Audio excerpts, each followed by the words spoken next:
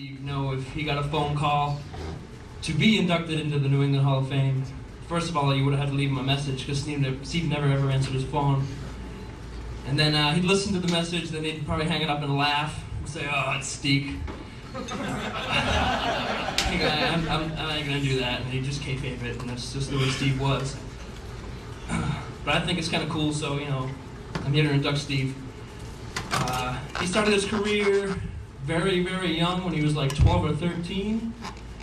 Him and his father built the ring, and they booked shows. It wasn't in backyards or anything like that. He booked middle schools.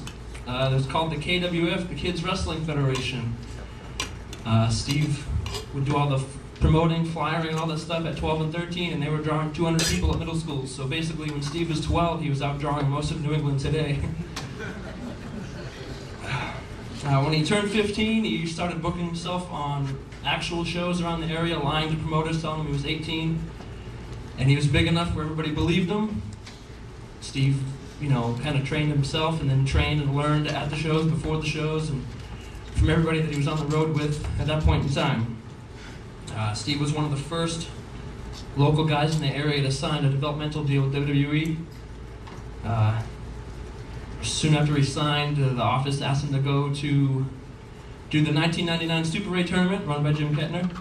And Steve won the tournament, and at the time, he told me, recently, he really had no idea what the Super 8 was. It was just another tournament, and it was just a show that the office was telling him, hey, go do this show, get some more experience and stuff. And not till later on in his career did he realize how big of a deal that tournament was to him, and really starting him out and getting people to notice him and realize who he was and stuff. So we always thank Jim for that, regardless of whether he ever answered any of Jim's phone calls either.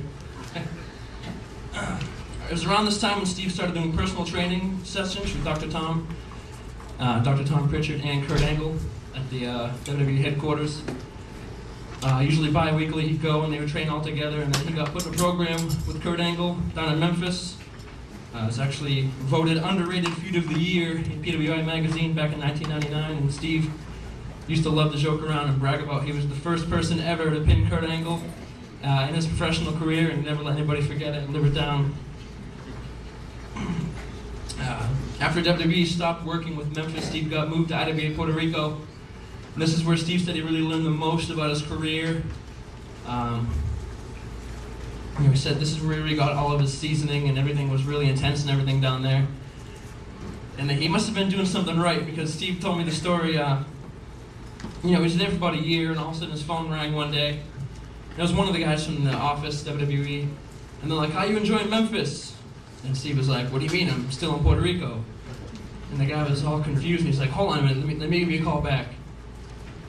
About 20 minutes goes by, and Steve's phone rings again. He's like, "Hey, we got a flight for you, you're going to Memphis." And Steve was like, "Well, what's the deal?" And they said, "We told the promoter over a month ago, we gave him all your flight information and stuff, and you're going to Memphis, this and that." And the promoter liked Steve so much, he just kayfabed it and kept Steve there and kept him working in the territory for a while. So needless to say, Steve went back to Memphis, and his first night there, they put him over for the heavyweight title. He beat K-Quick, Ron Killings, and stuff. It was during this point in time, he was moving around a lot, doing Heartland and Ohio Valley Wrestling in Memphis, and he even got to do WrestleMania X7 Fan Access. He was working with Jerry Lynn during all those big shows. He made a cameo appearance during the hardcore title match and all that stuff. He was also going to and from all the TVs in addition to all this stuff. He was doing all the dark matches and stuff. This is where he was pitching all of his ideas. And Steve had millions and millions and millions of ideas to try to get onto the main roster and stuff. Some of them were, serious. Some of them were ludicrous. Some of them were just jokes. Like one of his jokes was he used to always say, since he only did dark matches, he was too hot for TV. So he pitched that to Vince one day and said Vince did the Vince voice like 3 times. Too hot for TV. And, maybe Steve, you'll never know. But my favorite one was the one that he pitched to Jim Ross. He says, Jim, I got a great idea for a gimmick. And Jim was like, "Oh, what's that?" And he's like, "Whenever you guys, want to get somebody off of TV, whether their contract's expired or you're gonna, stop using them for whatever reason, let me murder them." He's like, I'll just be a murderer, and you'll get rid of the people for good.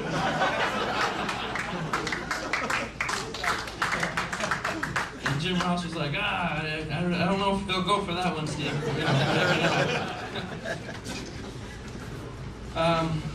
It wasn't too long after this, when WWE bought WCW and stuff, and there's a bunch of people there, and revenue was down and stuff, so Steve got let go on very good terms. And he really came back to New England.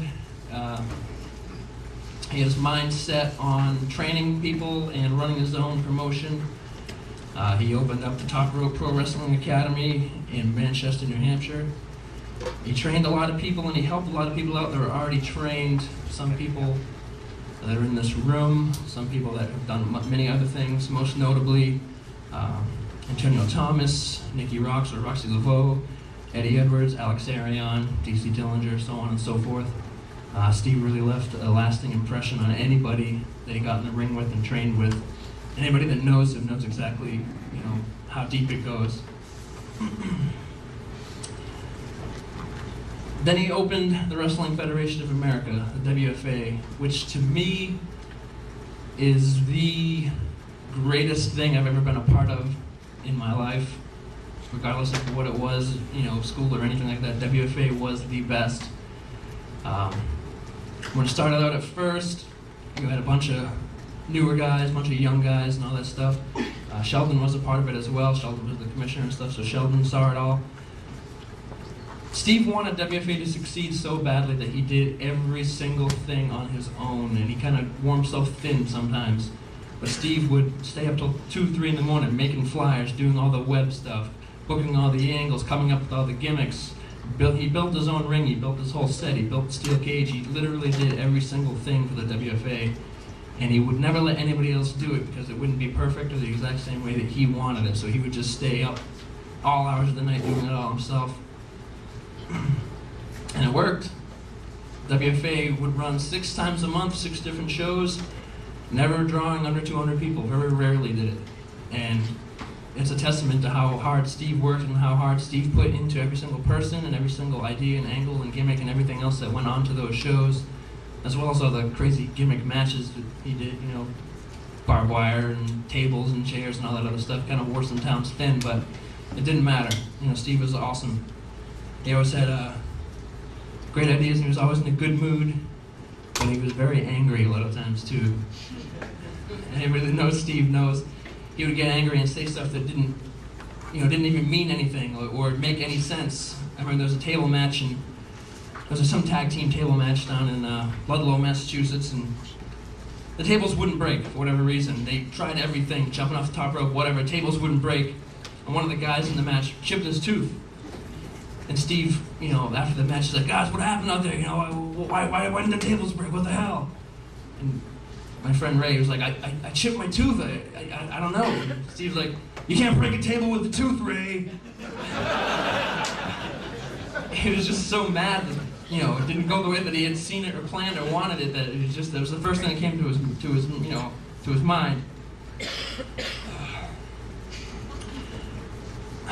In closing, Steve was a very, very, very good friend of mine, to the point where I would talk to him on the phone every single day, hours at a time, for anything. If he just thought of any single little thing, he always wanted validation on it, so we'd call. He probably had a list of people that he called right down in the order, and I'm very happy that I was one of the guys that was on the top of that list.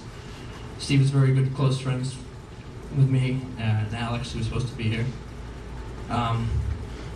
So I'll be here accepting the award as well, and I just want to say that Steve will always be the baddest mofo on the show.